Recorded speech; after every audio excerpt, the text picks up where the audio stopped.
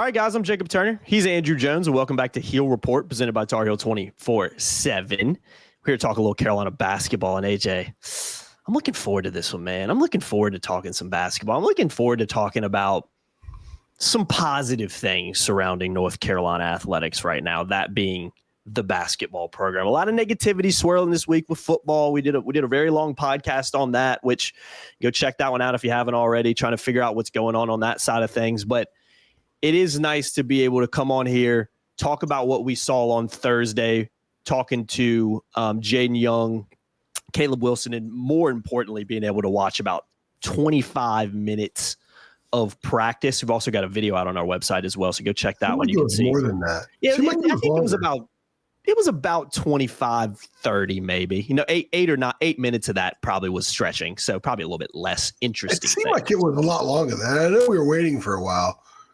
I got about 12 minutes of video. I got a lot out of it, Jacob. Yeah, a lot out of it, man. Absolutely a lot out of it. And that's what we're here to talk about. We felt like it was definitely worth coming and talking, again, a little Carolina basketball, but talking about some of the things that we saw in the open practice yesterday. I'm going to start with something non-open practice-wise, too, because I think this was something that was a massive talking point in the media room before practice started about Caleb Wilson, man. We're not joking, but we were talking in the media afterwards, and it was like an immediate conversation after the press conference ended. It was Caleb Wilson first, and then Jaden Young, who was also a really good interview and a lot of very interesting things about his childhood and growing up a Carolina fan too. Yeah, but Caleb Wilson was, from pretty much everybody I talked to, and this is someone like you's been doing this for a very long time. A lot of people in the media room doing it a lot longer than I've been doing it. I've been here about 7 years now. He was the most impressive true freshman interview in football, basketball, any sport that I have ever been to in person, and honestly maybe ever witnessed, anywhere. I'm sure there are some other freshmen out there, and I've never seen at other universities and places that have some fantastic interviews and personalities. But you talk about a guy that off the court, on the court, how he communicates, very mature for his age, a very interesting kid, but also a guy that you're kind of talking to him like, is this kid like 25? Because he talks like he's 25. He communicates like he's 25, and he feels comfortable in his own skin like he's a 25, or a grown man somewhere. So I just wanted to get your quick take on Caleb Wilson before we dive into the practice specifics, because that was the number one thing, because it happened first. But that, I think, was one of my biggest takeaways from yesterday, is just how impressive of a young man he is. And Noah Weisskopf on our staff is capturing that with a piece about him. He's going to have multiple pieces about Caleb. I may just put him on the Caleb Wilson watch. Yes, I'll cover Caleb Wilson, yeah. So everybody, most Carolina fans know who Steve Kirshner is, and Steve is the best in the business. And absolutely. He's so good at what he does, and I know he hates when I say this, but when his time comes, when it's time for him to step away, maybe before he steps away, he ought to have something hanging in the rafters. 1,000%.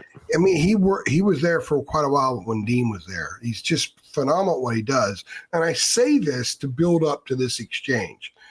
So after Jaden Young finished yesterday, Steve comes back in the press room. We're all still chatting.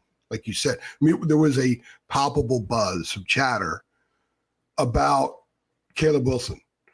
And Steve comes in, and I said, Steve, how many freshmen do you think I've talked to here?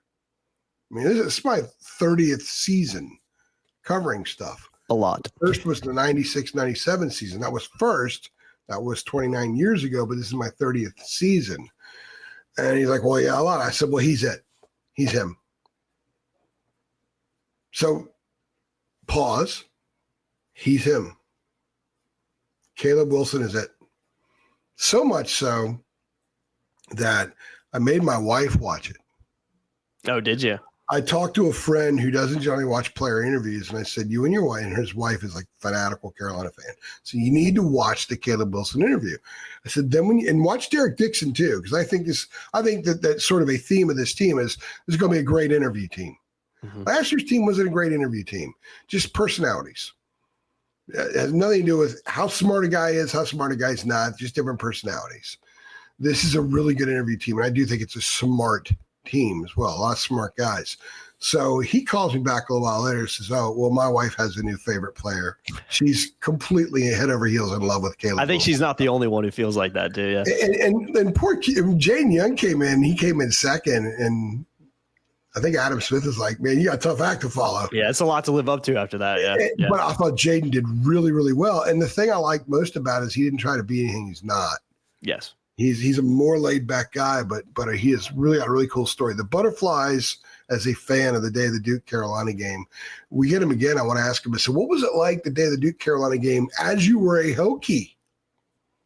Mm-hmm. And he's eventually going to suit up in a locker room the day of a Duke Carolina game and run out of the tunnel as part of that game and probably play in the game too. So that's going to be a really neat story when it happens. Caleb checks every box, man. I mean, all he needs to do now is be a great player because everything else is done. Mm-hmm. He's a student. He's personable. He says he has a lot of his really, really good friends that are not athletes on purpose. The image of Caleb Wilson and Derek Dixon driving down the road, cranking some country. Zach Bryan? Yeah, Zach Bryan. And some other guy. I don't know who was the other guy he said. I can't remember who the other guy. I don't know. I don't know much about it. I'm sure that Noah has it in his piece. I don't know much about country artists. I do know who Zach Bryan is, and part of it is the reason is because it's almost like Zach Brown, who was a linebacker at Carolina. That's probably why I remember that. So, the Legos, stoicism. You read Aristotle, the Aristotle, and even when I think it was Ariel Bynum asked him a fantastic question about he started prefacing the question by saying, Hubert said that you could probably win student body president if you ran for it. And Caleb's looking at him. He's like, yeah. Like, yeah, of course you could. Why not? The confidence there, yeah. Yeah. Caleb Wilson for president. I mean, you're talking a guy that's going to get votes not because he's a basketball player, that'll be part of it, but because, wow, what a neat guy. And Ariel ended up asking him, can a freshman lead? Do you have such the personality that as a freshman you can lead? And Caleb said yes, but then he gave the best answer of the day.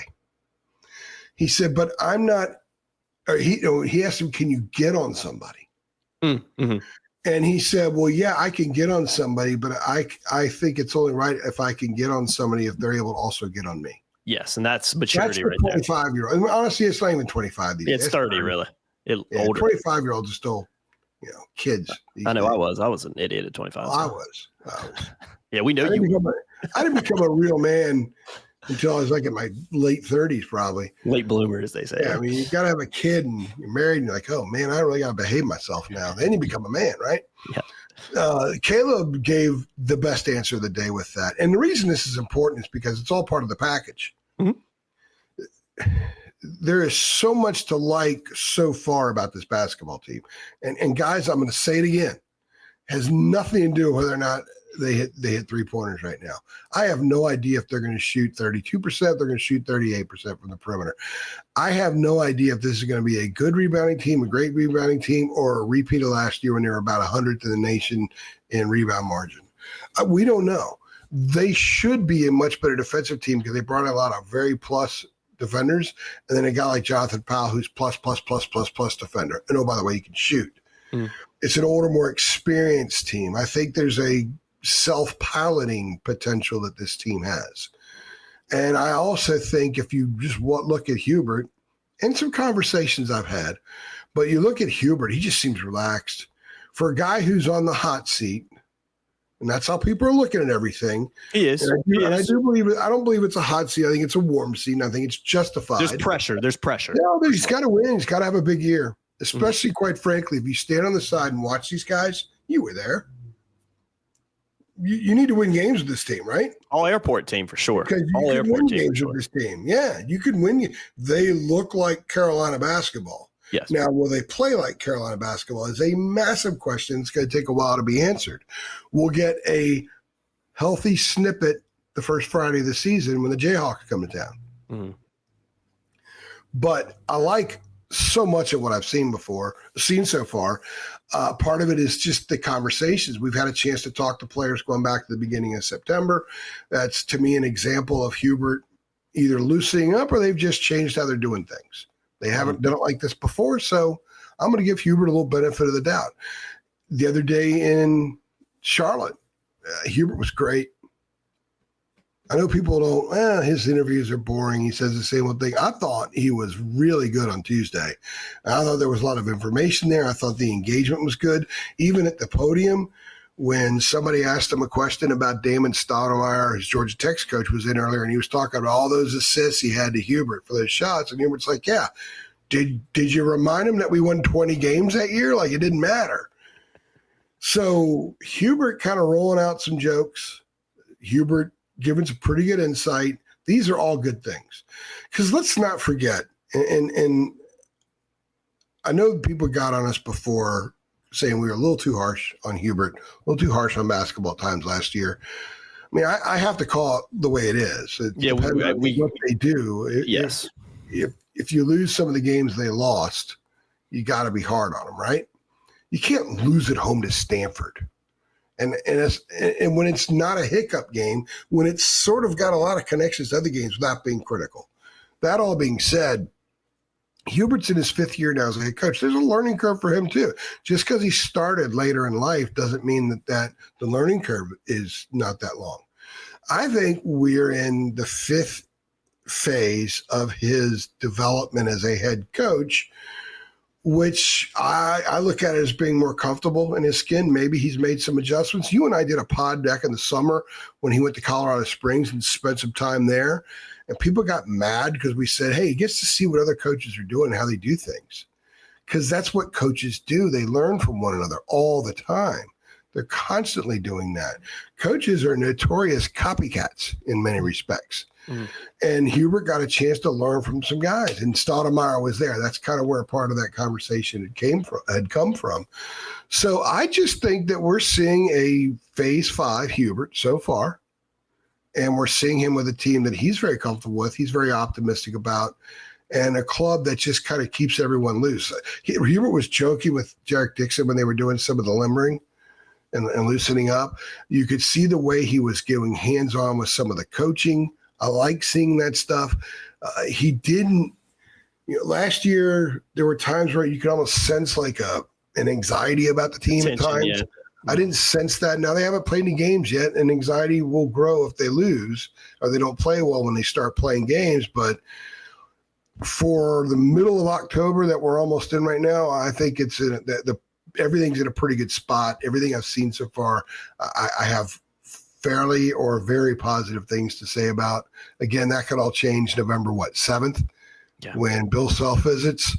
That could all change then, because they lose that game, man. That everything's going to go. Yeah, we're not really going to know. We joked about it kind of during football too, like in the off season and preseason. Like everybody's great. Like for basketball, everybody's great in October. Everybody loves each other in October. A lot of positive things to look at, and I think a lot of these things you can look into and should look into and take them at face value. But we're not really going to know what this team is made of, especially with the amount of new faces on here, until the bullets start flying. And that's just a fact. That's not us trying to be like, negative about the team and pessimistic, glass half empty. That's just a fact of how this thing goes, is until they start actually playing games and have to deal with making changes in games, and how do they fight back if they're behind early against Kansas. These are all things that we just don't know yet, because this team has never played an official game together. So I do think there are a lot of things, though, from Thursday, as you've already mentioned, from the looseness of Hubert. He looked comfortable. He looked relaxed. He looked like he was, again, happy to be there and really loved talking to some of the kids that he has at his disposal. I actually really enjoyed coaching this team. The size and length, when the team walks out after watching film for a little bit, that's the thing that stands out when they're all just stretching there.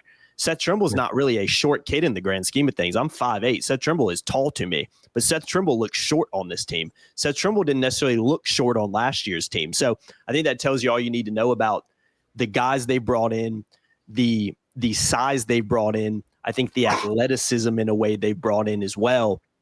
And we haven't even talked about guys like Luka, who I think was one of the most impressive guys yesterday.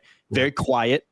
A guy that, as you can tell, is still kind of getting used to it, probably in some ways still learning the language a little bit and understanding all the things that come along with that.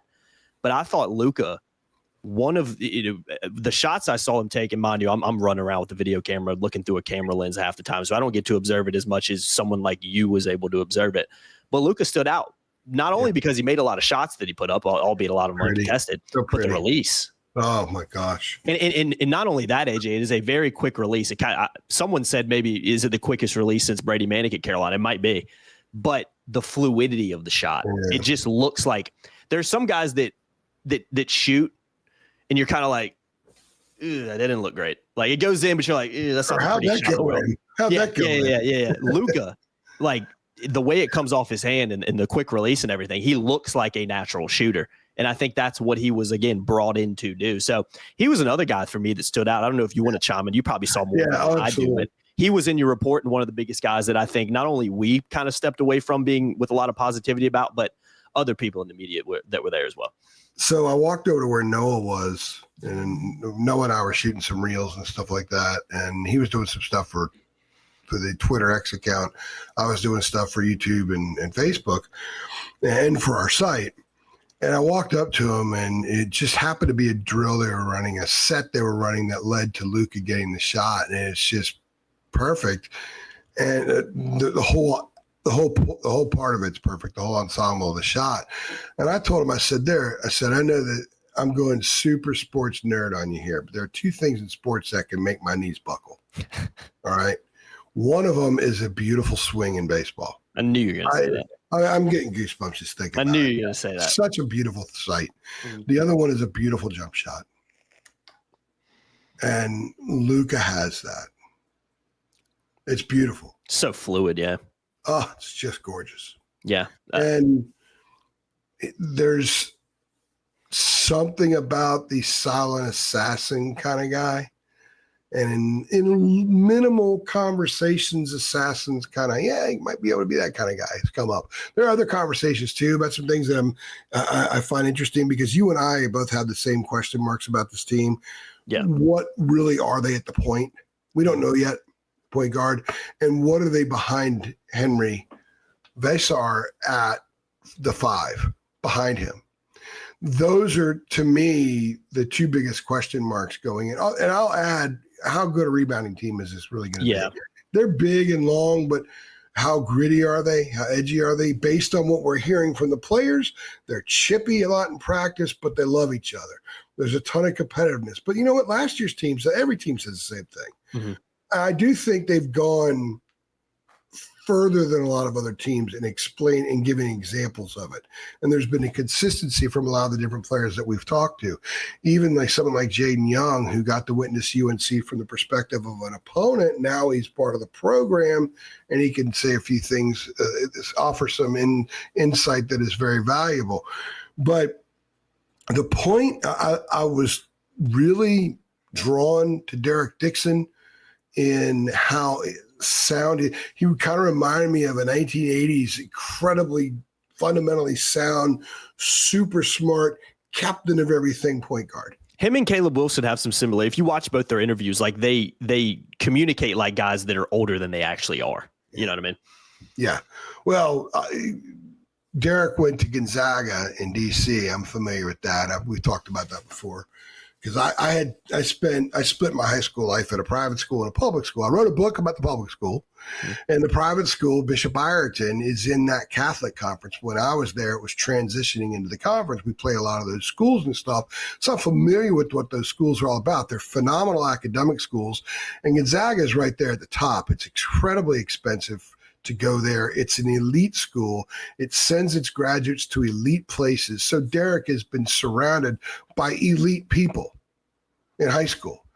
And he grew up in Vienna, which is a nice area. You know, it's all the Northern Virginia. Fairfax County has got like 77% of people over the age of 25 have a college degree, something crazy like that. So he comes from a very mature, polished place. And that's what we see at Carolina.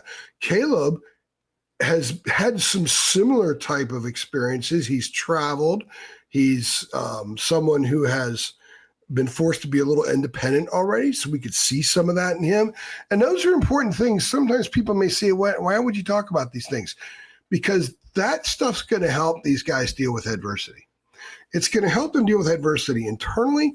And when adversity comes and they've got really smart, experienced people like Hubert, like Leba, like Sullivan, like May, like Page, who have all been through it, Frederick, when they communicate with them, these kids are going to receive it better.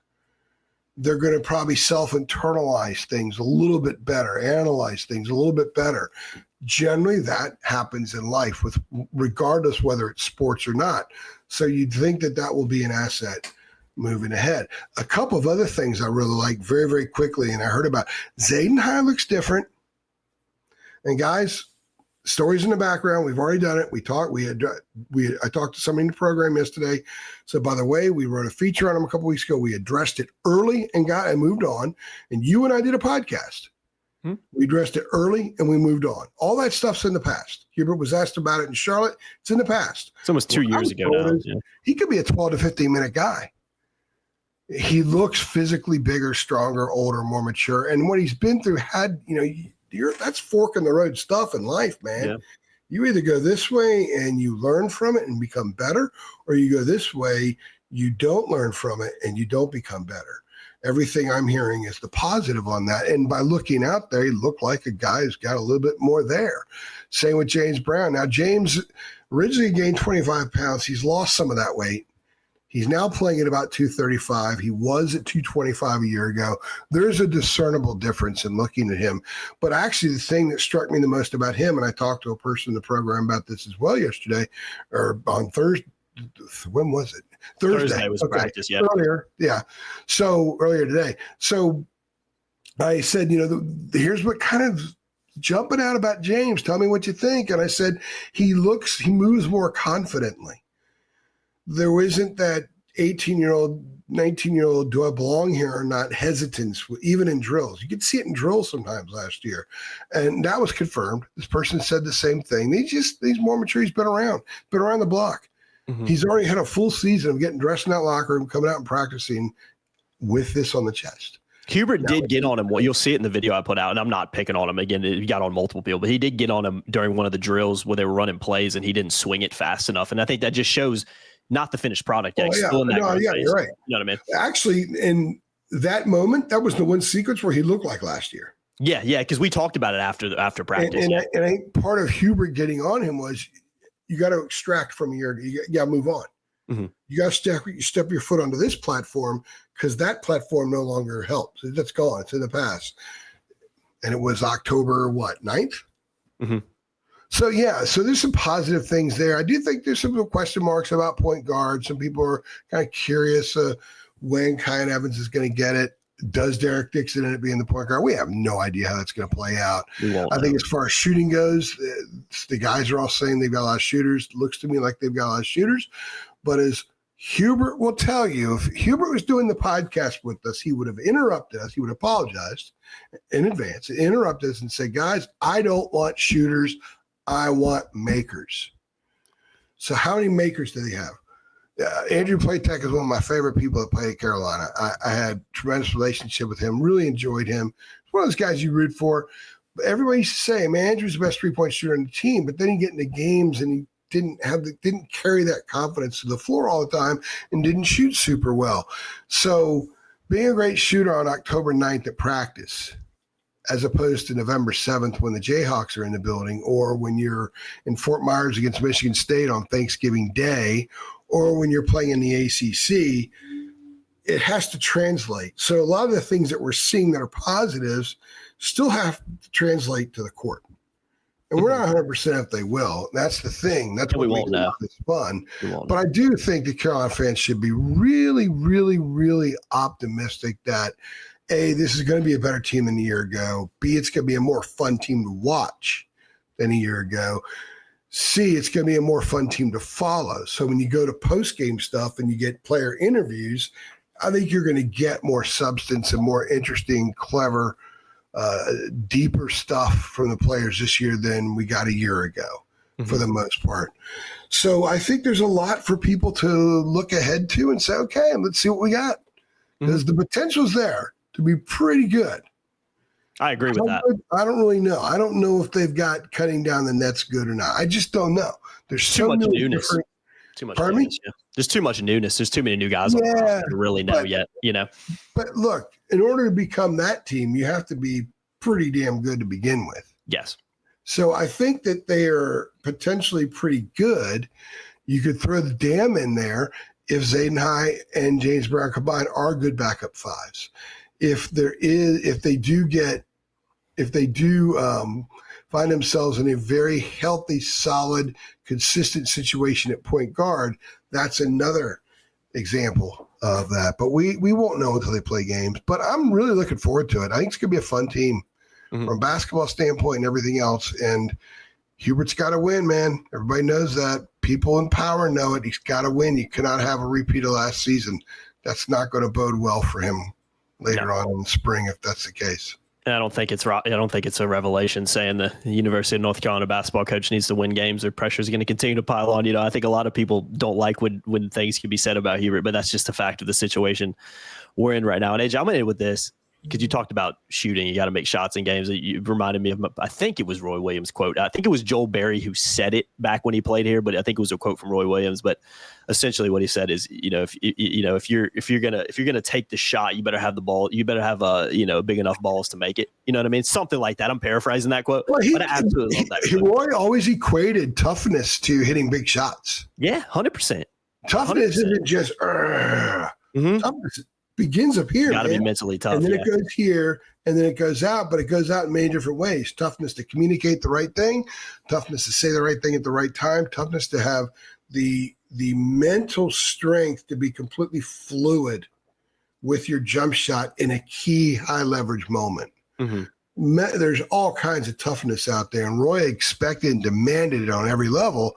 And even some things that some people, how can you be, if you're tough when you shoot a jump shot, you're just going to fire the ball at the basket. It's not all physical vigor. No, it's other stuff. Yeah. And I'm glad you brought that up because I think that's kind of, again, how tough is this team in those situations? How tough? How much they're going to fight? So much newness. How much they're going to fight through a 12-2 Michigan State run when they take an 8-point, 9-point lead with 6 minutes left? Where is this team at that fork in the road? Do they go this way and get blown out? They go this way and they say, okay, guys, we're going to take care of business here. We just won't know. We won't know till the bullets start flying. But I agree with you. I think there are a lot of positives about this team, and I expect this team to definitely be better. This is a very kind of a cop-out answer. Not really saying a lot here. I'm not going to necessarily – I'll say, you know what? I'll say it with my chest. I expect this team to be a lot better than last year's based on what we've seen, based on the personnel coming in, and based on, I think, the talent they brought into this roster. Still some question marks. There's no doubt about it. We're not going to know a lot of these things until they start actually playing games, obviously. But there are a lot of things to like about this roster from a physical standpoint, from a talent standpoint, and I think even maybe from a Hubert Davis standpoint with how loose and comfortable he looked in that role, and not only on Thursday, but at AC tip-off early this week as well. You want to see that. You'd rather see that than your coach being all stressed out and tense. So I'll take that as a positive moving forward. So, all right, guys, wrap this one up. I've been Jacob Turner. He's been Andrew Jones. Get involved in the comments. Make sure you go watch our Practice All Access video, about 12 minutes of footage in there. We also have a ton of reels on our YouTube as well. And if you go over our Twitter, Noah has some awesome videos over there that he took yesterday. One where you're essentially about 10 feet from Hubert Davis coaching. That video is doing numbers over there. But just very interesting insight into what we saw yesterday, and also just getting to watch Carolina in practice for a little bit. So make sure you go check out all that content on our platforms. Links in the description below for all that. Make sure you follow us and head on over to our website as well, TarHeal247.com, and get signed up. All right, guys. See y'all next time. Thanks.